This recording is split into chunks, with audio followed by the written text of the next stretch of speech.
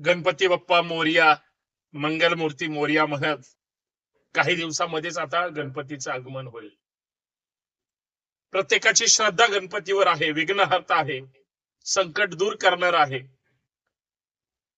कुठल्याही कामाची मंगलमय सुरुवात गणपती बाप्पाचं त्या ठिकाणी पूजन करूनच केली जाते. परंतु येणाऱ्या गणेशोत्सवामध्ये आम्ही कुठला गणपती बसवणार? आम्ही प्लास्टर ऑफ पॅरिसचा गणपती बसवणार की इको फ्रेंडली गणपती बसवणार? पर्यावरण पूरक गणपतीचं त्या ठिकाणी मूर्तीची स्थापना करणं आणि गणपती उत्सवानंतर गणपतीचं विसर्जन करणं हे तुमच्या माझ्यासाठी लाभदायक असलं पाहिजे का? खरंच आम्ही पीओपीचा गणपती बसून पर्यावरणाचा सुद्धा ऱ्हास करणार, जल प्रदूषण करणार, वायू प्रदूषण करणार का? इको फ्रेंडली गणपतीमुळं तुमचं, माझं, आपल्या सर्वांचं एक निरोगी आयुष्य जगण्यासाठी एकमेकांना पर्यावरणपूरक मदत करणार. आज महाराष्ट्राच्या कानाकोपऱ्यामध्ये, देशभरात सुद्धा काही भागामध्ये आणि परदेशात सुद्धा कोकणातून गणपती पाठवले जातात. महाराष्ट्र शासन असेल, पर्यावरण विभाग असेल किंवा पर्यावरण प्रेमी तुमच्या माझ्यासारखी मंडळी असेल, प्रत्येक जण मातीचा गणपती बनवला गेला पाहिजे, कागदाचा गणपती बनवला गेला पाहिजे. पर्यावरण पूरक गणपतीची स्थापना करणं, निर्मिती करणं ही खरं तर तुमची माझी नैतिक जबाबदारी असली पाहिजे. वसुंधरेचं रक्षण करणं जेवढी तुमची माझी जबाबदारी आहे, तेवढी तुमची माझी ही सुद्धा जबाबदारी आपल्या पुढच्या पिढीला निरोगी ठेवणं. महाराष्ट्र शासनाच्या वतीनं, महानगरपालिकांच्या वतीनं, नगर परिषदेच्या वतीनं, ग्रामपंचायतीपर्यंत गणपती विसर्जन हे वाहत्या नदीमध्ये करायचं की पीओपीचे किंवा इतर जे शासनाने नियम घातलेले आहेत आणि ज्याच्यावर निर्बंध त्या ठिकाणी लादलेले आहेत, या गोष्टी डोळ्यासमोर ठेवून आपण प्राणप्रतिष्ठा केली पाहिजे. आणि याच प्रमुख विषयावर मित्रांनो आपल्याला चर्चा करायची. आपला गणपती हा पर्यावरण पूरक असला पाहिजे. आपला गणपती हा निसर्गाचं रक्षण, वसुंधरेचं संवर्धन करणारा असला पाहिजे.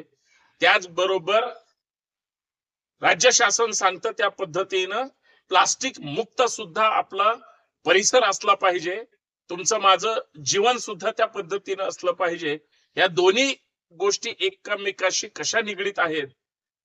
कुठला गणपती आम्ही त्या ठिकाणी स्थापना करणार, कुठल्या गणपतीची निर्मिती करणार आणि खास करून आम्ही खरेदी करायला गेल्यावर पर्यावरण पूरक गणेश मूर्तीचीच खरेदी करणार की आम्ही आमच्याच घरात गणपतीची निर्मिती करणार?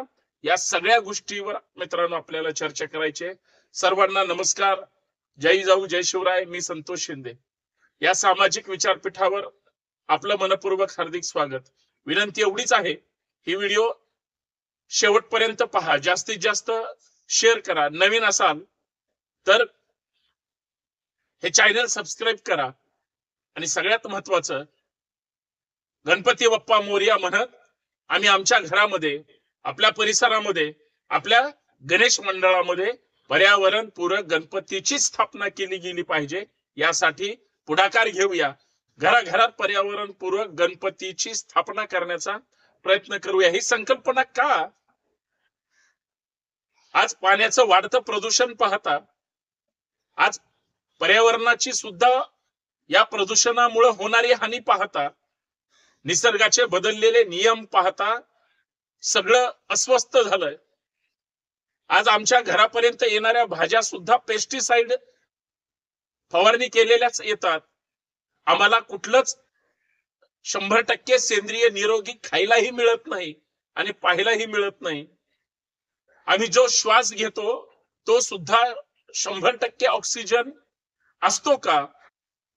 आम्ही जो श्वास घेतो, आम्ही कधी विचार केलाय का आम्ही धुलीकणाचा, वेगळ्या कार्बन डायऑक्साईड आणि इतर जे रासायनिक द्रव्याचं ज्या पद्धतीनं वापर असेल, या सगळ्या गोष्टीचा आमच्या शरीरावर किती परिणाम होतो. आज प्रत्येक 10 व्यक्ती मागे 1-2 व्यक्ती तरी कुठल्या तरी आजाराने ग्रासलेले किंवा या सगळ्या रासायनिक गोष्टीचा परिणाम झालेली माणसं मिळतात. काही जण म्हणतील की आला हा याच्यावर बोलायला, परंतु असं नाही. तुमची माझी श्रद्धा असली पाहिजे. आपली श्रद्धा ही आपल्या प्रामाणिकपणाचं लक्षण असतं. निस्वार्थ आणि निस्सीम भावनेने आपली श्रद्धा आपण दाखवतो, ती निर्माण करतो, ती स्थापन करतो. परंतु त्याचबरोबर आम्ही पर्यावरणाचं सुद्धा संतुलन राखण्यासाठी मदत करतो का? सगळे करतील पर्यावरणपूर्वक, मी एकट्यानेच पीओपीचा गणपती खरेदी केला किंवा आणला किंवा स्थापना केली, बिघडलं कुठं? असं प्रत्येक जण म्हणतो आणि प्रसंगी सगळेच पीओपीचे गणपती आणतात. पर्यावरणाचं संवर्धन, संगोपन, जतन कोण करणार? गणपतीची आरास असू द्या, गणपतीला लागणारी वेगवेगळी आभूषण असू द्या, ही कशा पद्धतीची आहेत? ही खरंच हाताने बनवलेली आहेत का? आज कुठल्याही उत्सवामध्ये आम्ही फुलं वापरणं सुद्धा फार कमी करून टाकलंय. आम्ही आर्टिफिशियल फुलं वापरायला लागलो, प्लास्टिकचीच फुलं वापरायला लागलो.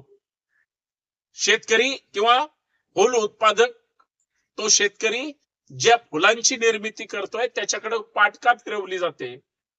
एका उत्सवासोबत किती लोकांची पोट आहेत, किती लोकांच्या गरजा आहेत, किती लोक अवलंबून आहेत.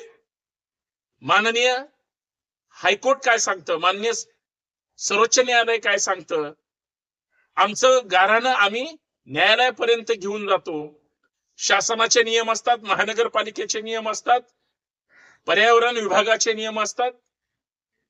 आणि या सगळ्या ह्याच्यातून, कचाट्यातून आम्ही कसा तरी उत्सव साजरा करायचा. आपला उत्सव, आपली संस्कृती टिकवण्यासाठी धूमधडाक्यात साजरा केला पाहिजे, याबद्दल अजिबात दुमत नाही. पण आपण पर्यावरणाचं रक्षण करण्याचा सुद्धा प्रयत्न केला पाहिजे, करावा. एवढी माफक अपेक्षा आपली का असू नये? आपल्या आजी आजोबा करतायत म्हणून आपण करतोय, आपल्या आई वडिलांनी आपल्याला सांगितलंय म्हणून आपण करतोय. आता आपली ही नैतिक जबाबदारी आपल्या पुढच्या पिढीसाठी सुद्धा आपण केलं पाहिजे. पण ते कशा पद्धतीचं? सगळं जर केमिकल युक्त असेल, आधी आमचा गणपती पाण्यात त्या ठिकाणी विसर्जित करणार, ते पाणी त्याच ओढ्यामधून, त्याच नदीमधून परत त्या धरणाकडे, त्या सगळ्या आमच्या पिण्याच्या आणि जगण्याच्या गोष्टीमध्ये मिक्स होणार. आणि नसलेले आजार परत आम्ही आमच्या अंगावर ओढून घेणार. कशासाठी? अहो 10 दिवसाचं गणपतीचं ज्या वेळेस हार आणि सगळे गोष्टी आम्ही गोळा करतो, चलता चलता आम्ही नदीमध्ये टाकून देतो, त्याचं पुढे काय होतं? या सगळ्याचा आम्ही कधीतरी विचार करणार आहोत की नाही? बाहेरचे रंगारंग रंगोटी केलेले किंवा चांगले आकर्षित दिसणारे गणपतीच्या मूर्ती आम्हाला भावतात. जी चांगली सुबक आकर्षक दिसते त्याच्यावर आपली श्रद्धा जडते. परंतु ती पर्यावरण पूरक असावी, हा अट्टहास आपण का करत नाही, का केला नाही पाहिजे? वेगवेगळ्या गणेश मूर्ती आम्ही पाहतो, परंतु त्या बनवणाऱ्या व्यक्तीला जर विनंती केली आणि तुम्ही अगोदरच ऍडव्हान्स मध्ये मागणी केली, बनवून घेतल्या, तर बिघडलं कुठं? मी सरकारच्या वतीनं बोलत नाही, परंतु माझी एक नैतिक भारतीय नागरिक म्हणून जबाबदारी आहे. आणि तुमच्या आमच्या सर्वांचं आरोग्य सगळ्यात महत्वाचं आहे. म्हणून पर्यावरण पूरक गणेश मूर्तीचीच स्थापना केली गेली पाहिजे. बाकी तुमचे जे काही श्रद्धेची प्रतीक असतील, पूजेसाठी लागणारं साहित्य असेल, ते सुद्धा कशा पद्धतीचं पर्यावरण पूरक असेल तर अतिउत्तम. कोकणामध्ये जा, गावखेड्यात फिरा, किंवा महाराष्ट्राच्या बहुतांश ग्रामीण भागामध्ये अत्यंत साध्या पद्धतीनं, पारंपरिक पद्धतीनं गणेश मूर्तीची स्थापना करण्याची परंपरा आहे. परंतु ती आरोग्याशी निगडीत असावी एवढीच माफक अपेक्षा आहे. म्हणून सर्व नागरिकांना, बंधू भगिनींना हात जोडून एवढीच विनंती आहे, पर्यावरणाचं संवर्धन करूया, निसर्गाचं संवर्धन करूया, पर्यावरणाचं जतन करूया आणि निसर्गाला साजे असं सर्वांग सुंदर गणपतीची स्थापना करत असताना पर्यावरण पूरक गणेश मूर्तीचीच स्थापना केली गेली पाहिजे असा प्रयत्न करूया, असा हट्ट धरूया आणि गणपती बाप्पा मोरया म्हणूया एवढीच माफक अपेक्षा आहे. प्रत्येकाने तशी सुरुवात करावी. जे जे गणपतीच्या मूर्तीची स्थापना करतात त्यांनी पर्यावरणाला प्रमाण मानूया. वृक्षवल्ली आम्हा सोयरे वनचरे ते सगळे टिकले पाहिजेत, माणसं टिकली पाहिजेत, पर्यावरण टिकलं पाहिजे आणि पशु पक्षी सुद्धा टिकले पाहिजेत, जतन झालं पाहिजे एवढीच माफक अपेक्षा आहे. जय शिवराय. माझं म्हणणं पटलं असेल, मुद्दा लक्षात आला असेल तर इतरांनाही पाठवा. धन्यवाद.